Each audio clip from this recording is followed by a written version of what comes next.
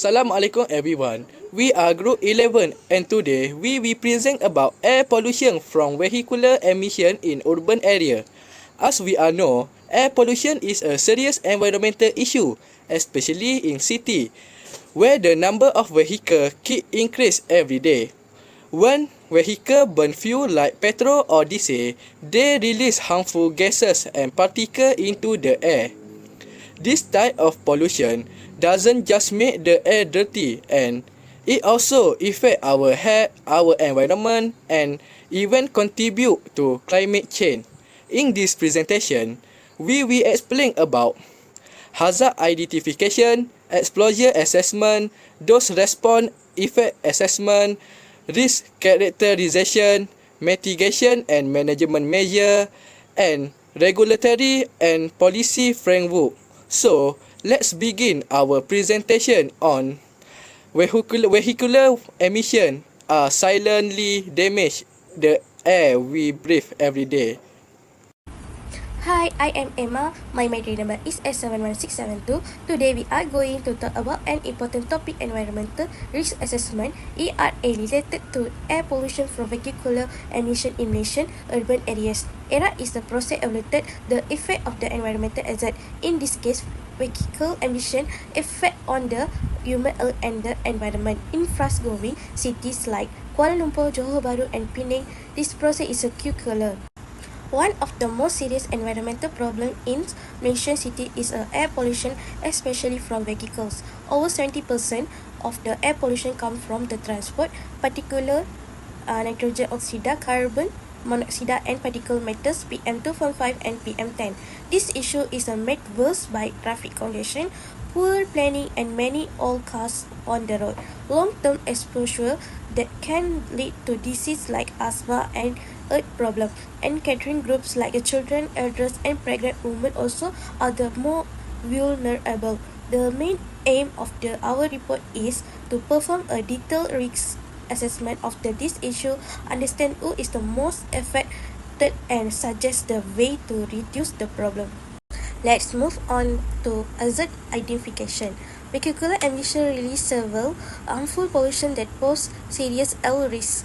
These include PM2.5 and PM10, which are fine particles that can penetrate deep into the lungs. Second, nitrogen oxide, which contribute to ground level ozone and cause breathing problems. Third, carbon monoxide, a gas that reduces oxygen supply in the body.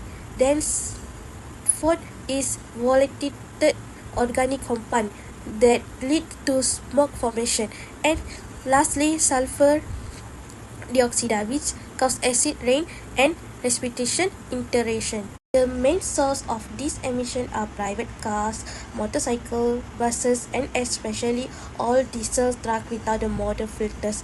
These pollutants are released into the air and inhaled directly by humans, making inhalation the most dangerous exposure pathway. Identifying this hazard is crucial for environmental health and public safety. Next, let's talk about exposure assessment. Exposure assessment focuses on how the people and the environment come into the contact with the pollutant from the vehicular emission. Those most at the risk include city residents living near busy roads, children and the elder, pregnant women, and outdoor workers like the traffic police, street vendors, and bus driver. Even nearby ecosystems such as roadside trees and soil are affected. There are three main exposure pathways. First one is inhalation of the pollutants air. The most serious route is skin contact, especially for the workers, and like contaminated surface and ingestion for example, eating food or drink water that has absorbed airborne pollutants. Understanding this pathway helps in managing and reducing the risks. In urban Malaysia, people are exposed to the vehicular air pollution daily, especially during rush hour light, such as 7 to 9 a.m. and 5 to 8 p.m. Those who live or work near busy roads are face higher long-term health risks.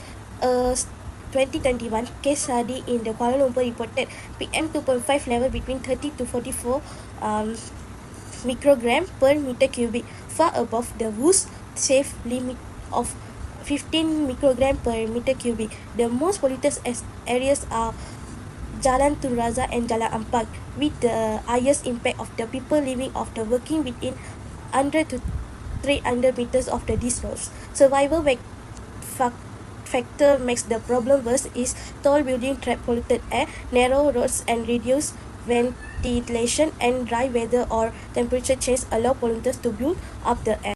Air pollution from vehicular emission is a major environmental and public health issue in Malaysia urban areas, especially in cities like Kuala Lumpur, Johor Bahru and Penang. Elevated level of pollutants such as PM2.5, PM10, NOCO and VOCs are linked to serious health problems, including respiratory and cardiovascular disease, impaired lung development in children and increased mortality. Even low levels of prolonged exposure pose risk to vulnerable groups such as children and the elderly. Additionally, environmental impacts like smoke, acid rain, and ecosystem degradation highlight the wider consequence. To address this issue, the report recommended three vehicle emission standard, promotion of low emission transport, greening, urban planning, and greater public awareness, supported by Environmental Quality Act 1974. Ultimately, effective mitigation requires strong enforcement and collective action to ensure cleaner, healthier city for the future. Risk of characterization. I will talk about the risk of air pollution from vehicles. Vehicles release harmful pollutants like PM2.5, nitrogen dioxide, carbon monoxide, and ozone. These pollutants come from fuel combustion and affect our health. For example, PM2.5 can enter the lungs and cause lung cancer and heart disease. Nitrogen dioxide increase the risk of asthma and other breathing problems. Carbon monoxide affect the oxygen supply to the brain, causing effects like dizziness and headaches. Ozone worsen respiratory issue, especially in children and the elderly.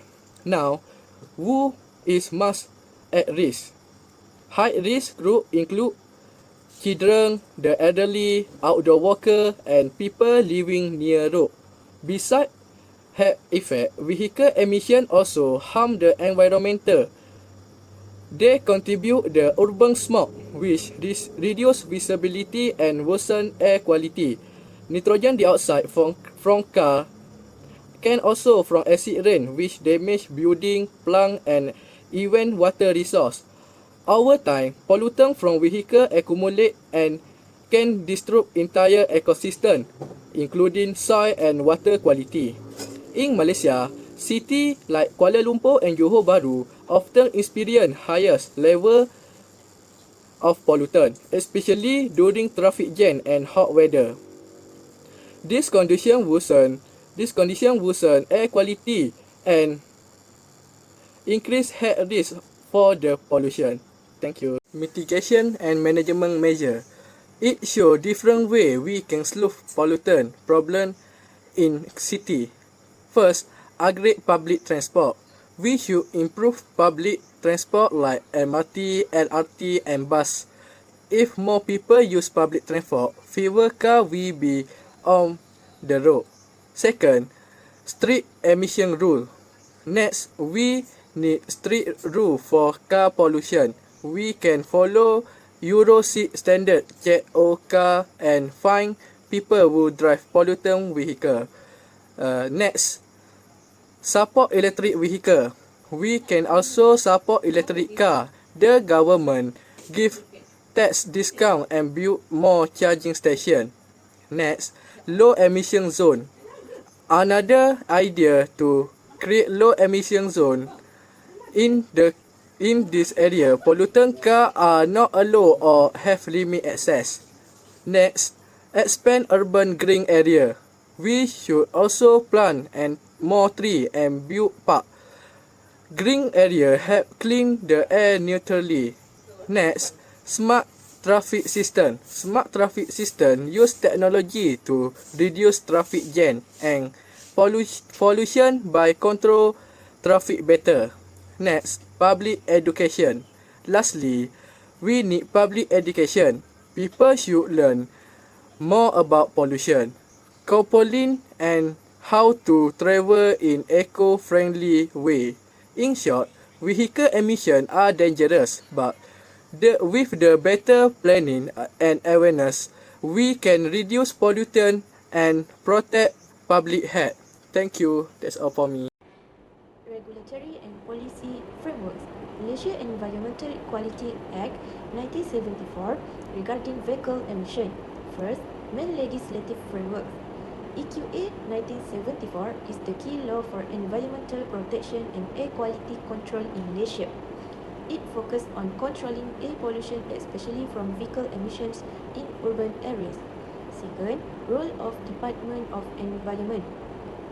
DOE is the main agency enforcing control under EQA, responsible for monitoring, enforcement, and implementation of pollution laws nationwide.